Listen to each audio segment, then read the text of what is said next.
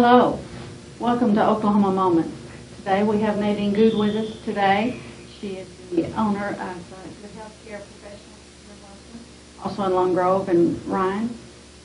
She's going to be bringing to us some thoughts on health and some interest of some health problems that some of us face as we get older. Nadine, first of all, welcome to Oklahoma Moments. Thank you. And first of all, I think I'll start with your life and find out and let people know how you got into the nursing profession. And now you grew up, but you were born at Simon. That's right. And your mother and dad is Con and Pearl Nip. And you're one of 17 children, but one passed away when she was a tiny baby. 4 days old. And so your mom and dad raised 16, and all of them graduated from school, I think, from Simon and Meadowbrook and what was the other school? Turner. Okay. On this, and then you married a little boy from Wilson. Then he kept hanging around with your brothers, and your mom and dad couldn't run him off. And they found out he was interested in one of their girls. That's right. A.J. Goode. And I guess, have y'all lived in Wilson all of your life, a marriage? Mostly, yes. Okay.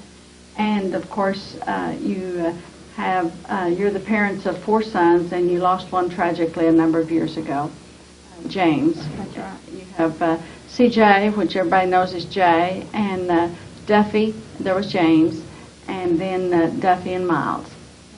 And and I see here that you have gone to school at Cook County and at the higher ed and East Central and Murray State and University of Oklahoma.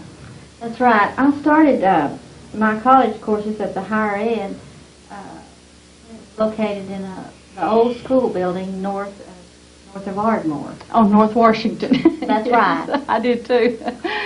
And they really had some good instructors out there, and they made you want to go to school and made you look forward to school. It was a real pleasure. And then, of course, you started taking courses at Cook County that perhaps you couldn't get or you didn't have time. How did you get to go into Cook County, which is in Gainesville? I went to the college to check on the nursing program because I heard they had a really good program, and it was easier to get in that program than it was in Murray State. So I went there and checked into it and enrolled that day. And the college was really friendly, and before the week was gone, we were enrolled full-time in school and did complete the most of our basics for nursing. But when it got time to do our clinicals, you had to drive long distances to do your clinicals. And with a family, it was impossible for me to do that. Well, and also now, let's go back a little ways, a few years here.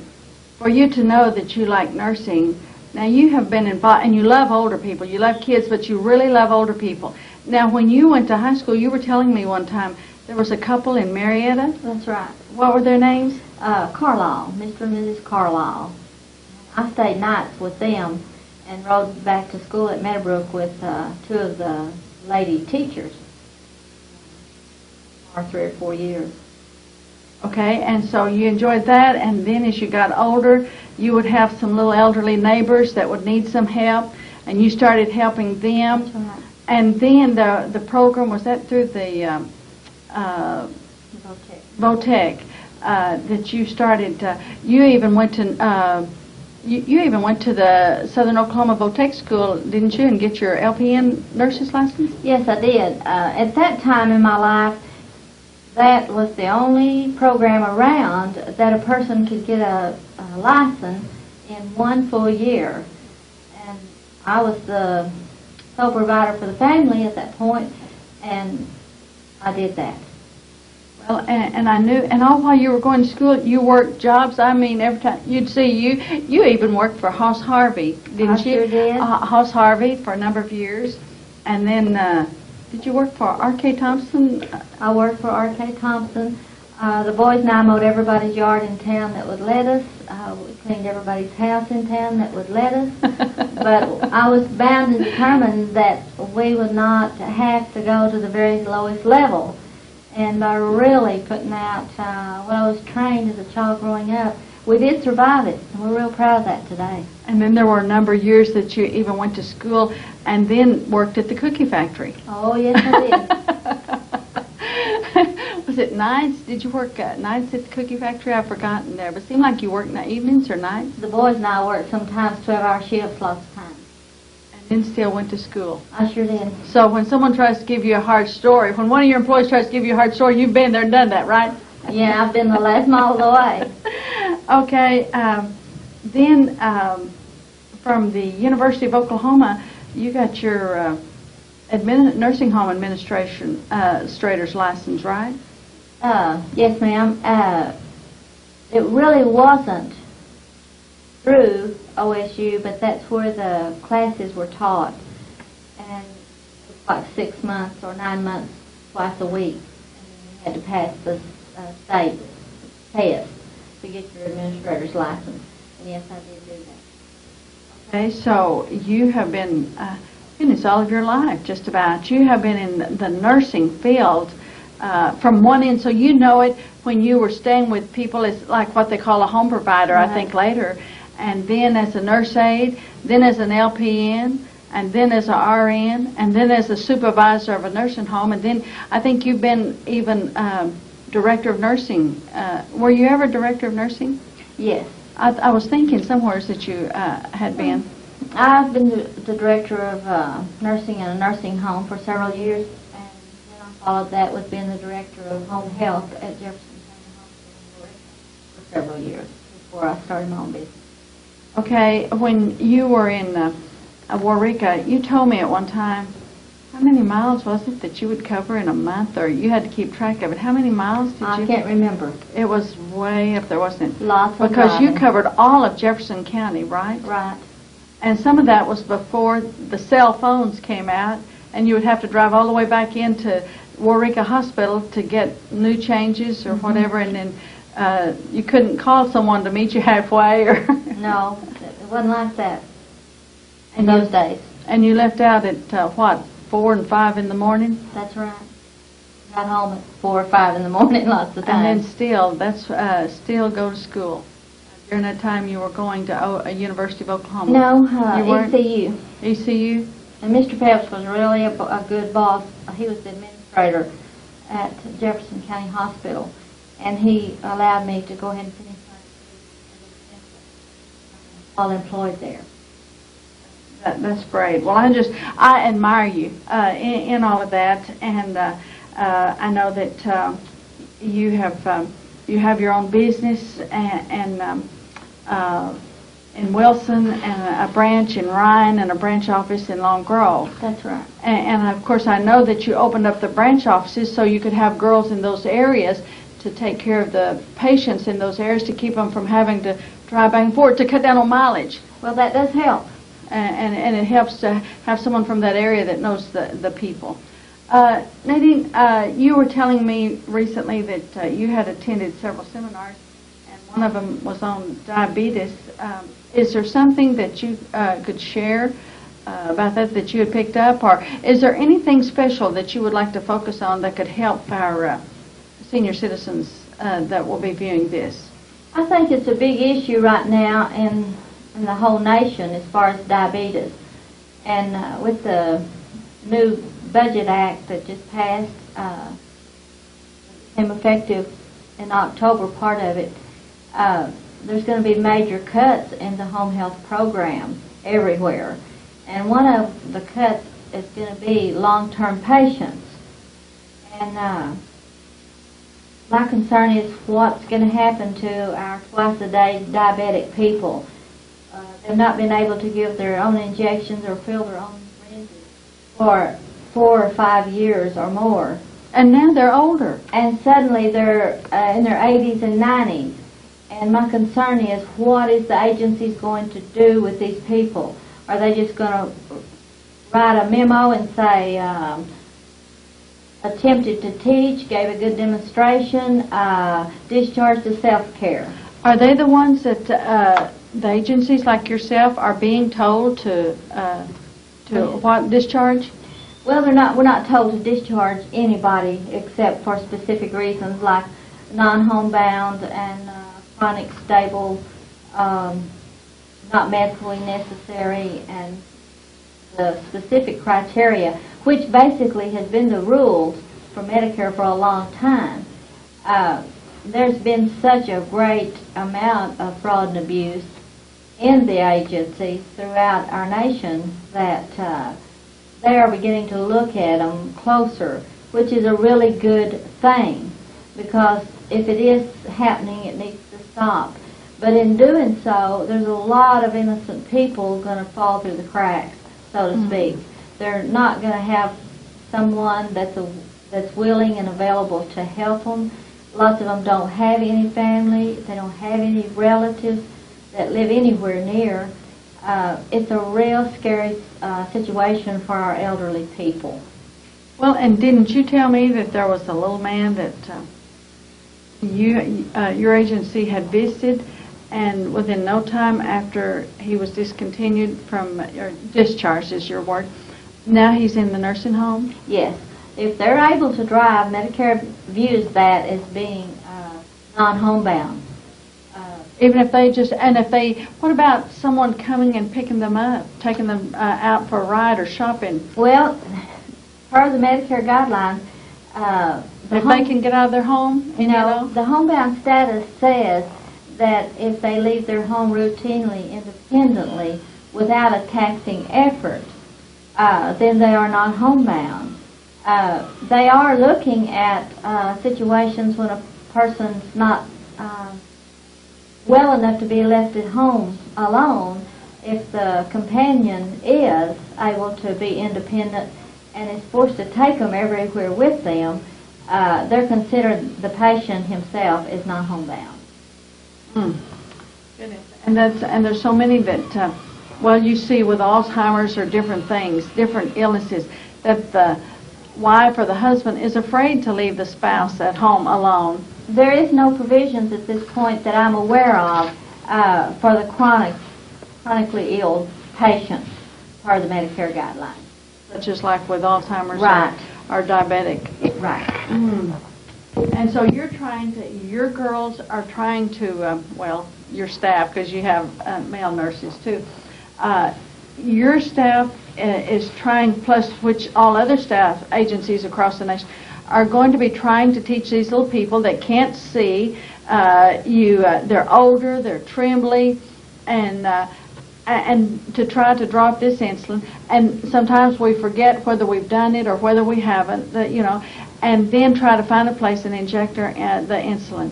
I think, Corrina, what you'll see is the way Medicare was set up, or home health, when I started many years ago, you fill the syringes and put them in labeled containers, and the people that were able injected themselves. I think you're going to see a lot of that, and I think the really ones that really are able probably will be set up on a program of that nature, maybe a board with tape across each syringe for a week, so they'll know if they took Monday or they'll know if they didn't take Monday, and ways to help them be independent as long as they possibly can. Well, do you suggest the people contact their legislators? Oh, by all means, I think it's a big move. I think unless something happens, I think our elderly is really going to suffer. It's frightening, isn't it? It's really scary. Because I know you told me a long time ago, Corrina, I'm not in this for the money, and I'm not in it for the hours, because your patients, when you worked in Waurika, you'd just get home, and maybe someone called you, and you'd have to get up, go out into the middle of the night, maybe icy or whatever, and go check on this patient that lived out in rural. Most of your people are rural, because this is a rural area. And so most of your people are rural. If you don't care about people, you really shouldn't do home health. Last night, from 9 o'clock till probably 1, I had 3 calls from one patient who had fallen in her home and done some possible injury to her leg. Being able to have someone that they can call and talk to many times helps them take the appropriate medication and get through a really painful, scary night until morning comes. And or direct them to go ahead and call an ambulance. And if you know your patients, you know what's going on with them, you know pretty much what they're taking. And it's a big plus to know your patients. You know, so many of the agencies are being fined and this, and I know that and because of complaints of the staff not giving good care, I know you personally to know that if any of your staff, if you find out any staff's not giving good care, I think they're looking for a job. Well, yeah, when I find that out, because I think that I think the Bible addresses that, and I think we should really take that into consideration when we are dealing with the elderly. And I think if you don't do the right thing, it eventually will come back. I think you better think about how you're treating the elderly. And I know you get a lot of calls from people that aren't even involved, just because they know you see so many different things, and that, well, they know you've been a nurse all of your life, except for just a few short years. And so they'll call you and ask you about different things. I know I've even called you Well, I love people, and if I can't help, you know, I don't have much else left if I can't help somebody. I know the night I walked in Carl's room in the nursing home, and when I stood in the door and could hear him breathing, I immediately walked to his phone and called you, and I said, Nadine, you said, what? He said, and I said, that's what I'm calling you about. It's Carl. She said, he needs to go to the hospital. He has pneumonia. Well, I don't think that he wanted to go. We had to bribe him or something. But so, of course, when anything happens, I think of you first off, you know, to call. I've got to see what you've got to say, and I know a lot of other people. And it's great that I know you just signed up, this Assembly of God pastor's wife, Sister Gillum's mother. She lives at Ryan? Ryan. And I thought it was cute when you were telling about how she had shared, someone wanted her to do something. She said, no, I'm getting the best. I thought that was cute. What's her name? We're not allowed to. Oh, that's use right, her that's name. right. But we've seen this lady before, and it's not our policy to sign a patient up and make them homebound and make them dependent on the system, but rather to get them able to be take their active position in society again. And when you do that, they feel good about us, and they feel good about themselves. And that's a big part of it. You know, how you feel about yourself and how your willingness to help other people goes forth. And I think that's a big issue, because if we had not been kind to this lady prior to this time, I'm sure she would not have never called on us again. Well, you know, a lot of people think because your name is Goode, that that's how you picked good health care. Right. But that's not how you picked it. I know you often think that we've talked about it, and you said, well, I give the best. I try to give the best of whatever I do. I always have. We were taught that way, weren't we? That's right. But if I could retire today, I'd want to volunteer helping with the elderly. And to make life better for them. They know so much. They have so much history that every time I read the obituary and there's a name, I think, oh my, look at the history that's lost forever. Yes. Yes. And I think it's sad, because if you sit down and really listen to these elderly people, you can learn so much that you never even thought about ever happened, or that anybody would ever tell about. But you can't fool these elderly people. They know whether you want to be there or not. If you don't want to be there, they're not going to tell you nothing. But if they know you're sincere and you're willing to sit down in the floor by their knee, they'll tell you their life history. I admired you today when I was out there to see you for a while. This gentleman came in to see you. He just wanted to talk to you. He asked for you. He talked to the nurse and about something, but then he asked for you. And I know you spent about 15, 20 minutes, and I could tell he was sharing his life, things that probably no one else knows, but he was sharing his whole life with you. And I got up and moved on into your office where, he wouldn't see me. He was telling about many years ago when my mother and sisters had walked to church, which was 3 miles to church, and it blew up a blizzard. And he and his wife at that time was riding on the wagon with my mom and them and some other people. And my sister had on a little short sleeve dress, and she was just about to freeze to death.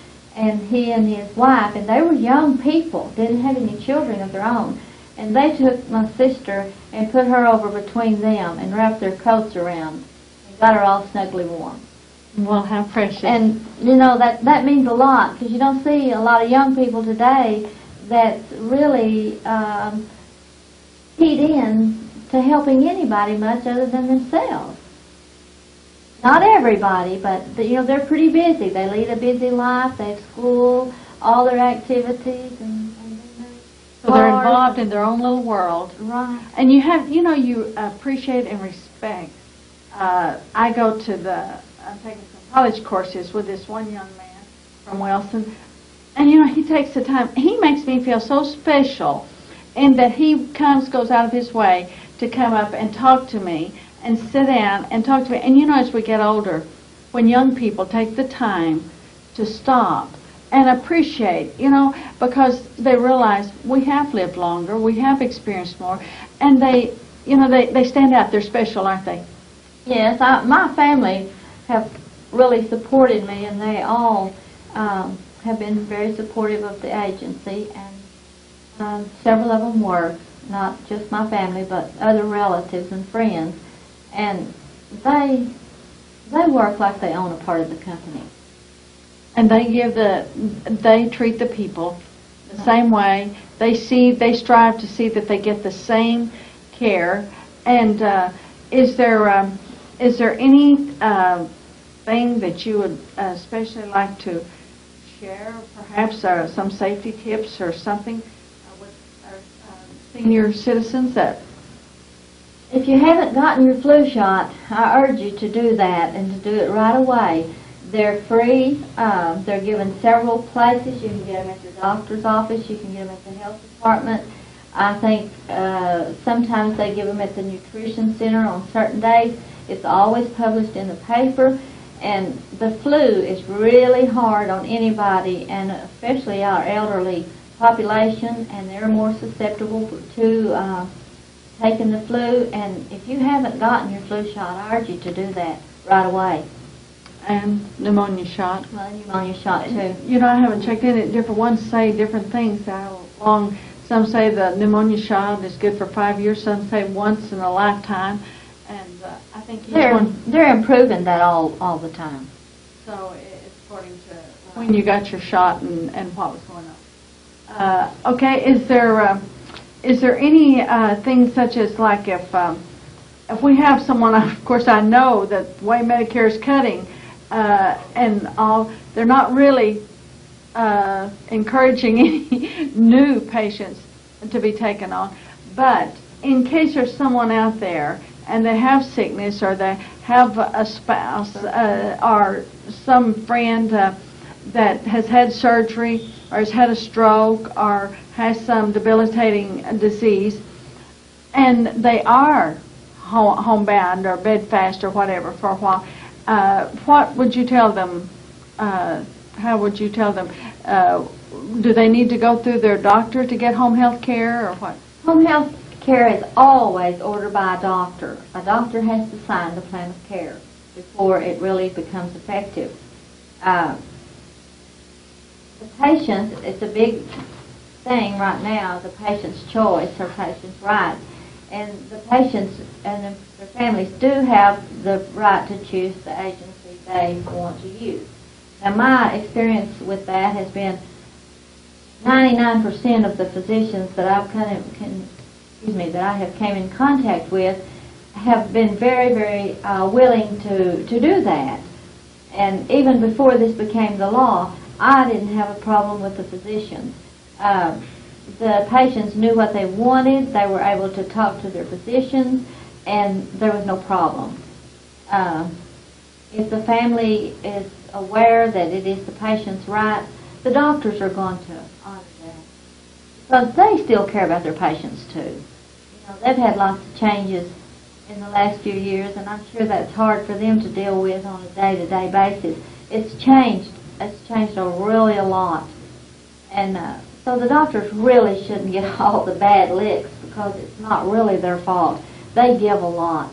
And I've had a really good experience with all the physicians in this area. Even the ones in Texas I deal with have been very, very good. Well, that's great. And of course, I know several doctors mentioning, well, they all know you. They're all in coming in contact with them when I say, well, I'm from Wilson. And they ask if I know Nadine Goode with the good health care professional. But, well, Nadine, I know that you have been active in the community, that you have supported the community and always all the civic organizations. I know you're in the Rotary Club. I know you're in the Chamber of Commerce. I know that you have supported the big supporters in the Future Farmers of America program on their all their fundraising projects they have.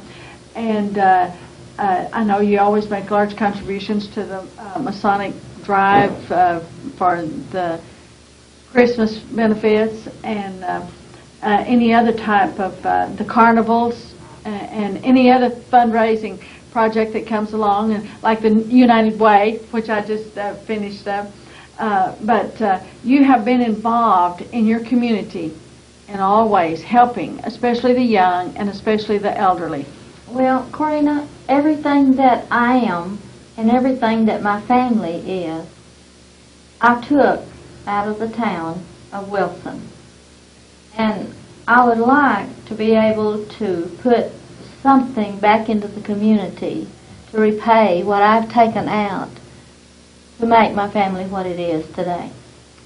Well, you know, if anyone that knows you have noticed that your hair is growing back here on this side. I know you were self-conscious about being, and you were proud you were sitting where that side wasn't showing. It's growing back. You had a large tumor removed from your brain, from brain surgery, what, in the spring? In May, last May. And then, of course, prior to that, you were in a car accident that you miraculously survived. And then, how many years? Has it been 8 or 9 years since you were almost beheaded out here at the Wilson Hilton Y? Oh, I don't remember. It's been a while. I think that was the last straw that helped them put up the caution light out there. But I know you wear your hair down there in bangs, and of course under the bangs it's a scar all the way across there where you were almost scalped when that truck pulled out in front of you. You were coming home after a long day of work. I remember I took a picture with it just cut the top off your car. Yeah, it did. It was just the act of God that I survived that. The Lord had some more people for you to take care of, didn't He? Evidently. Well, you know, you have survived some rough times, and you've always come through a winter, and you've always said, "I'll make it." And when Medicare is cutting and slashing, you said, I know you cried and shed some tears and asked me to say a prayer because some of these people you did not want to discharge and you were having to make decisions and it wasn't your decision. And I know you were telling me how you said you had one patient that was going to be discharged, and if had to, you would make the trips and care for it free without being charged if it came to that. That's going the extra mile of the way. Well, Corrina, I see these people in their homes, and I see these people as what they are, real people. And I can't put on paper and sit here and talk to you and make you ever believe, or anybody else, what that's really like, unless they're willing to go with me when I go and tell these people. like somebody that's been in a wheelchair for 40-some years and is paralyzed from the neck down and can use one arm just a little bit in a brace, and lives with a really elderly mother. And I had to go and tell her, it's been determined that this is not reasonable and medically necessary, and our work is custodial. And see their faces and see them jerk and twist, and the cold fear of, I have one other option to live, and that's the nursing home. And that's a fear we all have, no matter how good they are. And I want you to know I've worked in one of the very best there are anywhere, and that's the Woodview Nursing Home in Ardmore. And I think that's one of the best ones in the state of Oklahoma, anywhere. But unfortunately, I don't feel like they're all like that. And so it's a fear that we all have. And that's sad. It's real sad. It's sad. And I know it's been hard on you. It's extremely hard. Yes. And I think in a word of encouragement, we need to contact Ms. Watkins, Senator Nichols, Inhofe, any of them that you can, and express your views to them, and call them, write them, anything, and let them know your feelings on this and your concerns. And they balance the budget, but we have cares and needs that need to be met. Thank you for joining us today.